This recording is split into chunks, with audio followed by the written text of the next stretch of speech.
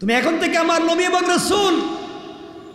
এতদিন বকরি রাখাল ছিল, এতদিন গোলাম ছিল, দাস ছিল, বকরি রাখালি করেছ, মাদাইনে গিয়ে 12 বছর খাদিম ছিল, শুআইব তার মেয়েকে বিয়ে দিয়েছে, তুমি ফেরাউনের ঘরে বড় হয়েছ, যাও তোমাকে নবী এবং রাসূল বানিয়ে দিলাম, এখন তুমি যাও মিশরে ফেরাউনের কাছে, তার কাছে গিয়ে আমি আল্লাহর তাওহীদ এবং তোমার রিসালাতের দাওয়াত দেও। পড়েন সুবহান। মুসা বলছেন, আল্লাহ আমি এগুলো দিয়ে কি করব, আমার আগুনের দরকার। সুবহানাল্লাহ বললেন। মানে এটাই আগুনই বুঝতেছে। আপনি পাগল রে, পাগল কইছে আমার 1 টাকা দেন, আপনি 500 টাকা নোট দিয়েছেন, কত দরকার নেই, 1 টাকাই দেন। আসে না কত কি আসে না দুনিয়ায়? 1 টাকা চাইছে, 1 টাকা না দিলে আপনি যত টাকাই দেন নিতে চায় না, তার এটারই দরকার। আমি এটা বলছি না, মুসা আলাইহিস সালাতু ওয়াস সালাম আল্লাহর কাছে বলছে, আল্লাহ কি দিতেছেন বুঝতেছি না, আমার তো আগুনেরই দরকার। সুবহানাল্লাহ বললেন না? আমার বাচ্চা হয়েছে, আমার বউ বিপদে, আমার লাগবে আগুন। আপনি নবী বানাইছেন, রসুল বানাইছেন, কিন্তু আগুন কই? আমার তো আগুন লাগবে। আল্লাহ বলেন, মুসা পৃথিবীর শ্রেষ্ঠ যে 4 জন পয়গম্বর, এর মধ্যে তুমি একজন পয়গম্বর। আমি তোমাকে এখন কিতাব দিব, কিতাব তাওরাত কিতাব দিব। মুসা আলাইহিস সালাম বলছেন, আল্লাহ আইলাম আগুন নিতে, আপনি বলেন কিতাব দিবেন, আপনি বলেন ইবাদত করতে, আপনি বলেন আমি নবী এবং রসুল, আগুন তো পাইতেছে না, আমি তো আগুন এটা ধরতে পারি না কেন? আল্লাহ বলেন, মুসা একটু ধরো না দেখি, আগুনটা ধরতে পারো না। মুসলিম আগুনের কাছে যায়, আগুন পিছনে যায়। মুসা আলাইহিস সালামের তো মাথা ঠান্ডা না গরম? কথাগুলো শুনেন, ঠান্ডা না গরম? মুসা বলছেন, আল্লাহ এটা কি হইল? চাইলাম আগুন, গেলাম কাছে, এটা দূরে যায় দেখি। মুসা আলাইহিস সালাম আল্লাহর কাছে বলতেছেন, আল্লাহ এখন কি করবো, আমার তো আগুনের দরকার। আল্লাহ বলছেন, মুসা নবুয়ত দিলাম, তোমার হাত দেখি তো। দেখালেন এই যে আমার হাত, আমার হাতে কিছু আছে নাই, হাতটা বগল তোলায় দো তো। মুসা আলাইহিস সালাম হাত বগলে দিছে। আল্লাহ বলেন বাইর করো। মুসা আলাইহিস সালাম বাইর করছে, দেখা যায় 100 ব্যাটারি লাইটের মতো হয়ে গেছে। সুবহানাল্লাহ বললেন না? আল্লাহ বলেন, মুসা তুমি না আগুন চাইছিলা, আমি আল্লাহ তোমার নবুয়ত দিছি, মুআজিজাও দিছি। এটা হল নবুয়তের মুআজিজা। তুমি যখন অন্ধকারে পথ চলবা, তখন হাত বাইর করবা, পুরো রাস্তা আলোকিত হয়ে যাবে, রাস্তাও দেখতে পারবা, পাবলিককে নবুয়তের দাওয়াত দিতে পারবা, আর হাত ঠান্ডা জিনিসের উপরে রাখলে গরম হয়ে যাবে। সুবহানাল্লাহ বলেন। যাও স্ত্রীর কাছে যাও, স্ত্রীর শরীরে হাত দিলে শরীর থেকে ঠান্ডা যাবে, বাচ্চার শরীরে হাত দিলে শরীর থেকে ঠান্ডা যাবে, আর অন্ধকারে হাত বাইর করলে রাস্তা আলোকিত হয়ে যাবে। এটা তোমার নবুয়তের নিদর্শন। পড়েন সুবহানাল্লাহ। পাইছেননি? আগুন পাইছেননি? শুধু আগুন না, নবুয়ত, মুআজিজা। কি পাইছেন? মুআজিজা। আমার রাসূলের মুআজিজা ছিল আঙ্গুল দিয়া উপর দিয়ে ইশারা করলে চন্দ্র 2 টুকরা হয়ে যায়। সুবহানাল্লাহ বললেন না? আমার রাসূলের মুআজিজা, রাস্তায় হাঁটতে থুতু নিক্ষেপ করলে মিশকে আম্বরের মতো হয়ে যায়। আমার রাসূলের মুআজিজা হচ্ছে রাস্তা দিয়ে হাঁটলে আকাশের মেঘমালা থাকে ছায়া দিয়ে যায়। আমার রাসূলের মুআজিজা, তিনি রাস্তা দিয়ে হাঁটলে রাস্তার পশু পাখি সাপ বিচ্ছু তাকে সালাম দিয়ে যায়। আল্লাহু আকবার। আমার রাসূলের সবথেকে জীবন্ত মুআজিজা হচ্ছে 30 পারা আল কোরআন, যা আজও আছে, কিয়ামত পর্যন্ত থাকবে। পৃথিবীর কিতাব একবার পড়লে 2 বার পড়লে আর ভাল লাগে না, কিন্তু কোরআন যত পড়া যায় ততই ভালো লাগে। পৃথিবীতে একটা কিতাব যা সবথেকে বেশি ছাপা হয়েছে, পৃথিবীতে একটা কিতাব যা সবথেকে বেশি পড়া হয়েছে, পৃথিবীতে একটা কিতাব যা সবথেকে বেশি মানুষের সিনায় দাঁড়ানো হয়েছে, পৃথিবীতে একটা কিতাবের হাফেজ, একটাই কিতাব যার নাম আল কোরআন, তার মতো কিতাব আর নাই, আর হবে না। এটা একমাত্র আল কোরআন দিয়েছেন আল্লাহ। পড়েন সুবহান। আমার বন্ধুগণ, হযরত মুসা আলাইহিস সালাম এখন আল্লাহর বলছেন, আল্লাহ তাহলে নবুয়ত পাইলাম। আল্লাহ বলেন, হ্যাঁ নবুয়ত পাইছো তো। তা নবুয়ত পাইছি, আগুনও পাইছি, মুআজিজাও পাইছি, এখন কি বাড়িতে চলে যাবো? আল্লাহ বলেন, মুসা আলাইহিস সালাম যাইবা তো বুঝছি, এখন তো চলে যেতে চাচ্ছ। আল্লাহ কোরআনে কারিমের ওই একটু পরেই বলতেছেন 17 নম্বর আয়াতে, অ মুসা, 16-17 যে বলছেন, অ মুসা হাত তো দেখাইলাম, লাইট ফিটিং করে দিলাম, এখন তোমার এটা কি? কালা ফালাম্মা, আল্লাহ রাব্বুল ইজ্জত ওয়াল জালাল বলছেন, ও মুসা তোমার ডাইন হাতটা দেখি। বলছেন আল্লাহ আমার ডাইন হাত তো এই যে। বলছে এটা না, তোমার ডাইন হাতে কি জানো? ওমা তিলকা বিয়ামিনিকা ইয়া মুসা, ও মুসা তোমার ডান হাতে এটা কি? ডান হাতে কি? কে জিগেছেন? আল্লাহ চিন্তা হইল বেচারা বকরিরা কাল থেকে এখন নবু বানাইছে, একটু কথাবার্তা বলি, কেমন গরম মানুষ। আল্লাহ বলেন মুসা তোমার মা তিলকা বিয়ামিনিকা ইয়া মুসা, ও মুসা তোমার ডাইন হাতে কি? আল্লাহ দেখতেছেন না এটা লাঠি, তো এই তো শেষ নাকি? আর কোনো কথা আছে? তার হাতে কি লাঠি? কেন কোন তার লাঠি কাজে লাগবে, এই জন্য লাঠি। আল্লাহ বলছেন মুসা এটা কি? উত্তরে কি বলবেন? এই তো শেষ, আর কোনো কথা আছে? আর কোনো কথা নাই। মুসা আলাইহিস সালামকে আল্লাহ বলছেন এটা কি? মুসা বলবেন লাঠি। আল্লাহ রাব্বুল ইজ্জত ওয়াল জালাল বলেন মুসা ওয়ামা তিলকা বিয়ামিনিকা ইয়া মুসা। আল্লাহ রাব্বুল ইজ্জত ওয়াল জালাল বললেন মুসা রে তোমার ডান হাতে কি? মুসা আলাইহিস সালাম বললেন ক্বালা হিয়া আসা, আয় আল্লাহ তাআলা এটা আমার লাঠি। এটা কি? এই তো শেষ, আর কিছু আছে? আপনার জিজ্ঞেস আপনার নাম কি? আপনি কইছেন আমার নাম বল্টু মিয়া। এই তো শেষ। আপনার বাবার নাম, দাদার নাম, 14 গোষ্ঠীর নাম, বাড়ি কোন জায়গায়, গ্রাম কোনটা, এগুলো বলার দরকার আছে? আপনারা যেটা কইছে এটা কইবেন। মুসা আলাইহিস সালামকে আল্লাহ বলছেন আল্লাহ আমার হাতে যেটা দেখতেছেন এটা কি? লাঠি। শেষ, কিন্তু শেষ করে নাই।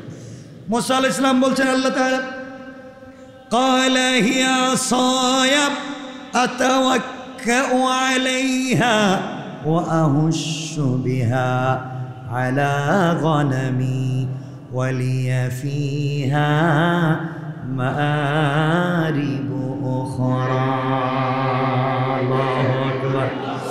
আল্লাহ রাব্বুল ইজ্জত ওয়াল জালালের কাছে মুসা বলছেন আল্লাহ তাআলা এটা আমার লাঠি, আমি এর উপরে ভর দিয়া হাঁটি, এর দ্বারা ছাগল রে গাছ থেকে পাতা পেড়ে পেড়ে জেড়ে ফেলি এবং ছাগল রে খাওয়াই।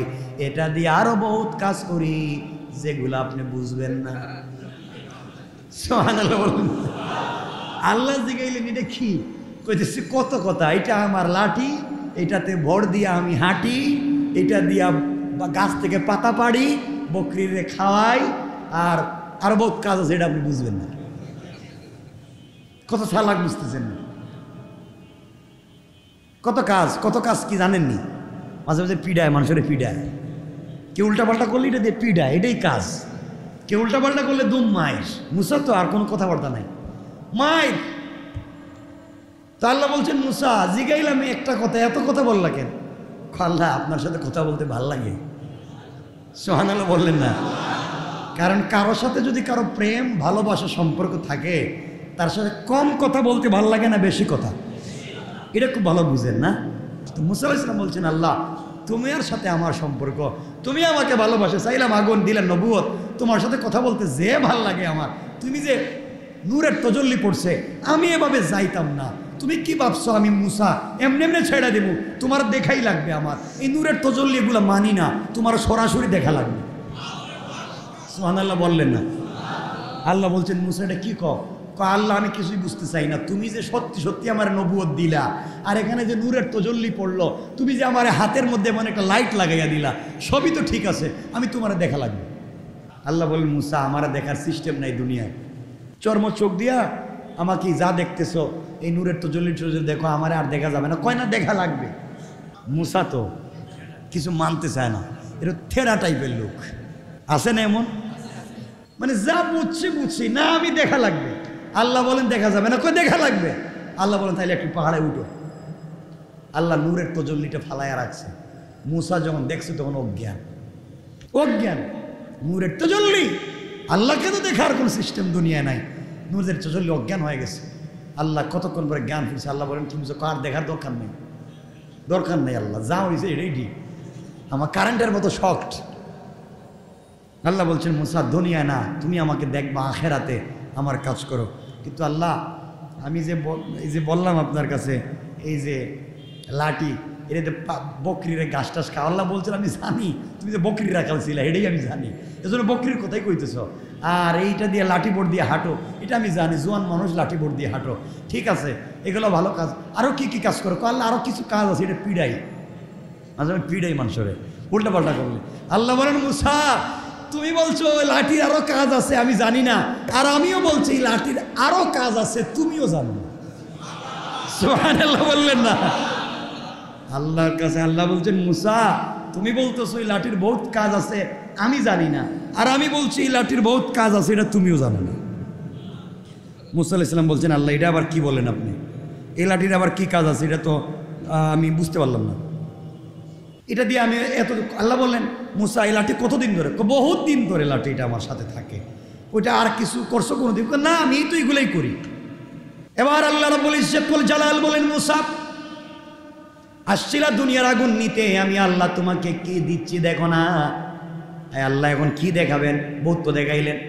আল্লাহ বলেন মুসা তোমার হাতে যে লাঠি তুমি বললা অনেক কিছু আছে যেটা আমি বুঝি না, এখন আমিও কিছু দেখাতে চাই যেটা তুমিও বুঝো না, লাঠিটা ফেলে দাও। আল্লাহ বলেন ক্বালা আলকিহা ইয়া মুসা, ও মুসা তোমার হাতের লাঠিটা নিক্ষেপ করো। ফাআলকাহা ফাইদা হিয়া হাইয়াতুন তাসআ।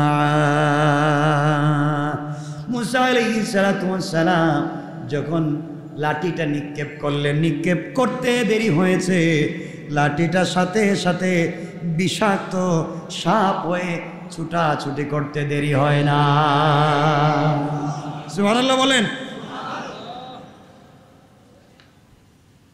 ফাআলকাহুমা, আল্লাহ রাব্বুল ইজ্জত ওয়াল জালাল বললেন ও মুসা তুমি না বলছিলে লাঠির অনেক কাজ আছে যেটা আমি জানি না, এখন তোমার হাতের লাঠি ফালাইলে এখন দেখি সাপ হয়ে দৌড়তেছে। মুসা দিছে দৌড়, যত গরম মানুষ হোক জিনিস আমার, এতদিন বগল তলায় রাখলাম হাঁটলাম, এটা সাপ হইল কেমনি? এটা তো বয়ে ঠেলা ফালাই দিচ্ছে দৌড়। আল্লাহ বলেন দৌড়িও না, কাছাকাছি আসো। আল্লাহ এটা কি বাহির করছেন? এ তো মোটা সাপ, এতদিন আমার সাথে ছিল, এটা আমি জানলাম না। আল্লাহ বলছেন মুসা তুমি না বললা আমি জানি না, এটা তো দেখো এখন কি হয়েছে। আল্লাহ বলছেন মুসা আল্লাহ আমি দরকার নাই লাঠির, আর এটা বাদ, এটা তো এখন ভয় ঢুকে গেছে, এটা নিয়ে আমি চলবো কেমনি? এটা মাঝে মাঝে যদি কাম কাজ করে। আল্লাহ বলেন মুসা এক কাজ করো, এই লাঠিটাই সাপটা ধরো। আমি ধরতাম, ধরো তোমার না লাঠি ছিল ধরো। আল্লাহ কোন দিকে ধরবো? লেজের দিকে নি? কয় না মুখে ধরো। সুবহানাল্লাহ বললেন না? মুসা বলছেন আল্লাহ আপনি কইতেছেন কি? আমার বউ বাচ্চা হয়েছে মাত্র, সাপ যদি কামড় দিয়ে মরে যাবো, এদেরকে দেখা লাগবে আমার, আপনি বলতেছেন এটার মুখে ধরবো? আল্লাহ বললেন ধরো না, তোমারে নবুয়ত দিলাম, তোমাকে হাতের মধ্যে এত লাইট আলো দিলাম, এত কিছু দিতে পারছি আমি আল্লাহ, আর তোমাকে কি সাপ থেকে বাঁচাইতে পারবো না? আল্লাহ সাপ যেভাবে মুখ হা করতেছে তো খায়া ফেলাইবো আমার। আল্লাহ রাব্বুল ইজ্জত ওয়াল জালাল বললেন মুসা আলাইহিস সালাম তুমি লাঠিটাকে ধরো, সাপটাকে ধরো, ওয়ালা তাখাফ, এবং তুমি ভয় পেও না। তুমি যদি ভয় না পাও আর এইটাকে আবার ধরো, আমি আল্লাহ এই সাপটাকে আগের অবস্থায় লাঠি বানাইয়া দেব। সুবহানাল্লাহ বলেন। হযরতে মুসা আলাইহিস সালাম চক্ষু বন্ধ কইরা ধরছে টাইট করে, ছেড়ে দেখে এটা লাঠি। আল্লাহ এটা কি?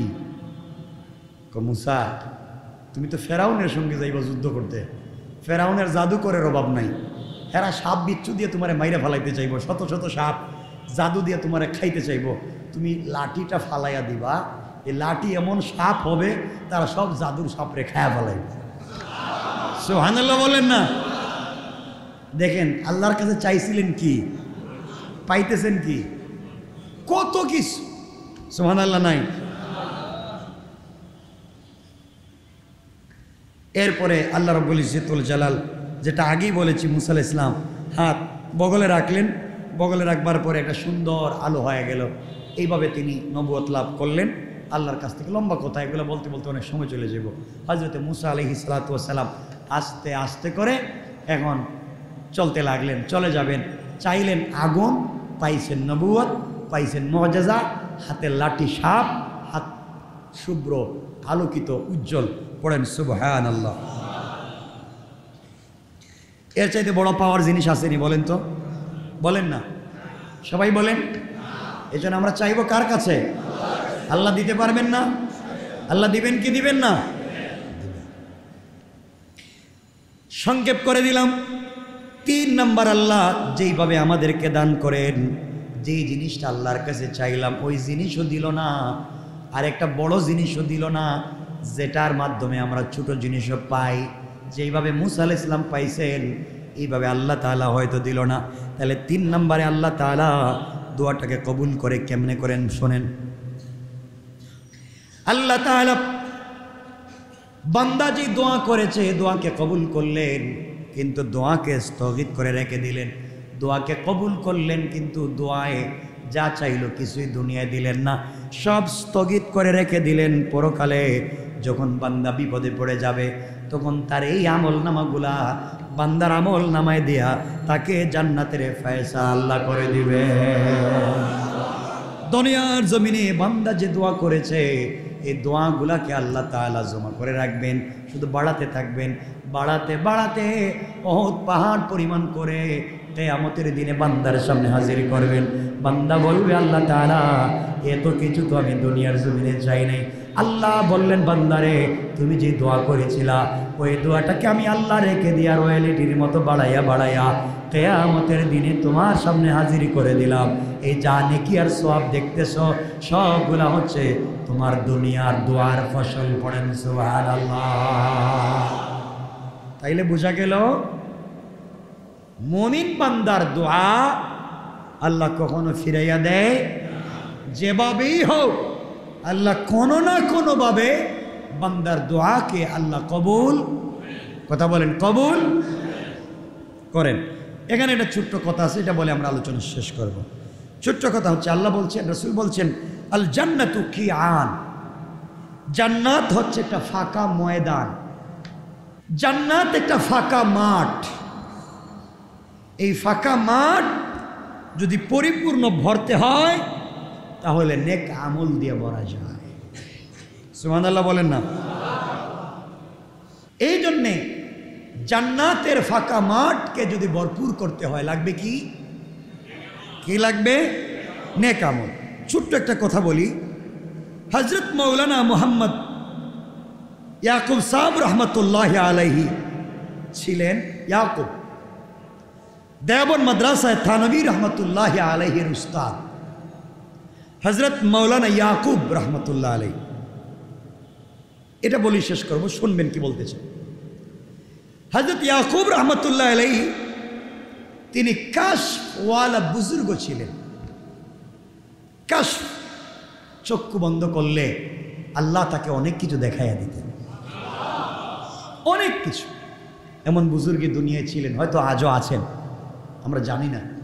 এমন কাশওয়ালা বুজুর্গ ছিলেন এই পৃথিবীতে, তার চক্ষু বন্ধ করলে অনেক কিছু আল্লাহ তাদেরকে দেখাইয়া দিতেন। অনেক সময় কাশওয়ালা মুহাক্কিক, যারা আল্লাহর বড় বড় ওলি হয় তারা অনেকে মজজুব হয়, মজজুব, পাগলের মতো। খাবার ঠিক নাই, কাপড় ঠিক নাই, চুল ঠিক নাই, কিন্তু সে আল্লাহ ছাড়া আর কোনো জিনিস বুঝে না। আছে না? আছে না? আমি আপনাদেরকে বলছি না এটা, রাস্তাঘাটে দেখবেন অনেক পাগল আছে, পাওয়া যায়, আসলে পাগল না, আল্লাহওয়ালা হতে পারে। আল্লাহওয়ালা আপনি আমি চিনি না, আমি এমন বহুত পাগলরে চিনি, দেখছি জীবনে, সারাদিন পাগলামি করছে রাস্তাঘাটে, খুব পাগলামি। রাত্রে দেখি মসজিদের কর্নারে বসে বসে কাঁদতেছে, কাঁদতেছে, ভয় পেয়ে গেছে, কি রে এটা রাস্তা দেখলাম পাগলামি করতেছে, রাত্রে দেখি মসজিদে বসে কাঁদতেছে। তো মাওলানা ইয়াকুব রহমতুল্লাহ আলাইহির ভিতরে মজজুবিয়াত ছিল। যখন যেটা মনে আসে এটাই বইলা ফেলান, এভাবে চলতে থাকে। কেন করলেন, কেন এটা করলেন, এটা বুঝতেন না, এভাবেই। একবার রাতে তার মনে কি একটা কাজ জাগলো, মাদ্রাসার টাকার দরকার, মাদ্রাসার 3 লক্ষ টাকা লাগবে। দেওবন্দ মাদ্রাসা কয় লাখ? কথা বলেন। 3 লাখ টাকা কোথায় পাবেন? কে দিবে? কি প্রয়োজন? কোথায় লাগাবেন? কি করবেন? কে দিবে? কিছুই নাই। তিনি হাত উঠাইছেন, সাথে আছে এই সবাই হাত উঠাও। হাত উঠেছে। আল্লাহ 3 লাখ টাকা লাগবে, আল্লাহ 3 লাখ টাকা লাগবে, 3 লাখ টাকা দেন। পাগল। আল্লাহ 3 লাখ টাকা দেন, টাকা লাগবে, 3 লাখ টাকা দেন। আমি এটা কোরআন হাদিসের কথা না, একজন বুজুর্গর কথা বলছি, আশরাফ আলী থানভীর উস্তাদ মৌলানা মোহাম্মদ ইয়াকুব রহমতুল্লাহ আলাইহির কথা। আমি কাশওয়ালা বুজুর্গের কথা বলছি, জান্নাত যে ফাঁকা ময়দান কি বুঝাবার জন্য। এইভাবে চাইতে চাইতে 3-4 ঘন্টা শুধু আল্লাহ 3 লাখ টাকা দেন, 3 লাখ টাকা দেন, 3 লাখ টাকা দেন। কানতে কানতে চিল্লাতে চিল্লাতে রাত 1টা। প্রায় কয় টাকা চায়? 3 লাখ। দোয়া করতে করতে করতে করতে চিল্লাইতে চিল্লাইতে এই বৈশা বৈশা হাত উঠে 3 লাখ টাকা দেন, 3 লাখ টাকা দেন। ঘুমায় গেছে। হয় না এভাবে? ঘুমায় গেছে। স্বপ্নে তিনি দেখেন সাদা বিশাল বড় একটা অট্টালিকা দেখা যায়। স্বপ্নে তিনি দেখেন কয়েক মাইল পর্যন্ত বিল্ডিং, বিশাল বড় একটা বিল্ডিং। যেমন দুধ সাদা, তার চাইতে আরো সাদা বিল্ডিং দেখা যায়। হযরত ইয়াকুব রহমতুল্লাহ আলাইহি দেখতে লাগলেন। তার উপরে প্রতিটি দেওয়ালে মণিমুক্তা খচিত বিভিন্ন ডিজাইন করা, প্রতিটি মুক্তা সূর্যের চেয়ে উজ্জ্বল দেখা যায়। মহলের চারিদিক আলোর বিচ্ছুরণ, শত শত সূর্যের মতো যেন স্নিগ্ধ আলো পড়ে যাচ্ছে। শত শত হাজার হাজার লাইট, কয়েক কিলোমিটার জুড়ে বিশাল লম্বা বিল্ডিং, খুব সুন্দর। এখানে দেখতে পাইলেন এই মহলের ভিতরে কিছু লোক হাঁটাহাঁটি করতেছে, কিছু লোক হাঁটাহাঁটি করতেছে। জিজ্ঞেস করলেন, ভাই এই মহলটা কার? এই সুন্দর বিল্ডিং, সাদা পাথর দিয়ে ডিজাইন করা, এত সুন্দর সুন্দর সূর্যের চাইতে সুন্দর লাইট, এই বিল্ডিংটা কার? কয়েকজন বলতে লাগলো, আপনি চিনবেন না, এটা মৌলানা মোহাম্মদ ইয়াকুব সাহেব রহমতুল্লাহি আলাইহির বিল্ডিং, এটা জান্নাত। সুবহানাল্লাহ বললেন না? তিনি স্বপ্নে দেখতেছেন, ওরা বলতেছে এটা জান্নাত, আর জান্নাতের বিল্ডিং দারুল দেওবন্দের মৌলানা ইয়াকুব সাহেব রহমতুল্লাহ, ইয়াকুব রহমতুল্লাহ আলাইহি। জান্নাতে আল্লাহ তাআলা তার জন্য একটা বিল্ডিং বানিয়েছেন, বড় আল্লাহওয়ালা বুজুর্গ। এই কথা শুনে মৌলানা ইয়াকুব রহমতুল্লাহ খুশি হয়ে গেলেন। স্বপ্নে দেখতেছেন, বাস্তব নেই, স্বপ্ন।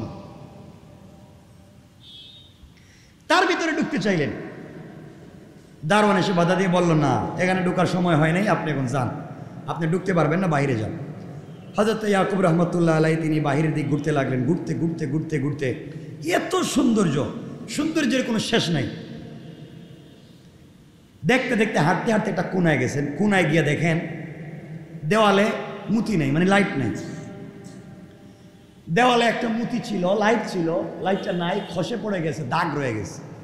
লাইট ছিল, এখন লাইট নাই, লাইট খসে পড়ে গেছে, লাইটের দাগ রয়েছে। ইয়াকুব রহমতুল্লাহ আলাইহি চিন্তায় পড়ে গেলেন, লাইট গেল কই? তাদেরকে জিজ্ঞাসা করলেন, ভাই এখানে দেখতেছি লাইট নাই, মুতি নেই, এটা গেল কই? একজন বলতেছে, মৌলানা ইয়াকুব আল্লাহর কাছে দুনিয়ায় 3 লাখ টাকা চাইছে, আর আল্লাহ তাআলা তার দুনিয়া 3 লাখের ব্যবস্থা করে দিয়েছে, বিনিময়ে লাইটটা ফালাই দিছে। সে তো আমল করে করে জান্নাতে বিল্ডিং করছিল, জান্নাত তো ছিল ফাঁকা মাঠ, আমল করে করে এগুলো বানাইছিল। আল্লাহর কাছে 3 লাখ টাকা চাইছে, আল্লাহ দুনিয়া 3 লাখ দিয়েছে, লাইট একটা কমায় ফেলাইছে, মুতি একটা ফালাই দিছে। ঘুম থেকে ঘুম ভাঙছে, ভাঙ্গার পর আল্লাহ 3 লাখ টাকার দরকার নেই, লাইট লাগাই দাও, 3 লাখ টাকার দরকার নেই, লাইট লাগাই দাও। যারা কাছে ছিল ওরা হয়েছেটা কি? এ তো কোন মাগরিবের পর থেকে 3 লাখ টাকা দাও, 3 লাখ টাকা দাও কইতে কইতে পাগল বানায় ফেলাইলো। একটা পর্যন্ত 3 লাখ চাইলো। এখন হুজুর ঘুমাইলো, ঘুমতে গুটা 3 লাখ টাকার দরকার নেই, লাইট দিয়ে দাও। আল্লাহু আকবার বললেন না? আমার 3 লাখের দরকার নাই, আমার যেভাবে হোক চলবো আমি, তুমি লাইটটা লাগাই দাও। আমার 3 লাখের দরকার নেই, লাইট লাগাই দাও। পুরা পাগল। আপনি আল্লাহর পাগল হয়ে যান, আল্লাহর জন্য পাগল হয়ে যান, আল্লাহ আপনার জন্য হয়ে যাবে। পাগলামি করে আল্লাহর কাছে বলবেন, আল্লাহ এই কথা শুনবেন ইনশাআল্লাহ। বলেন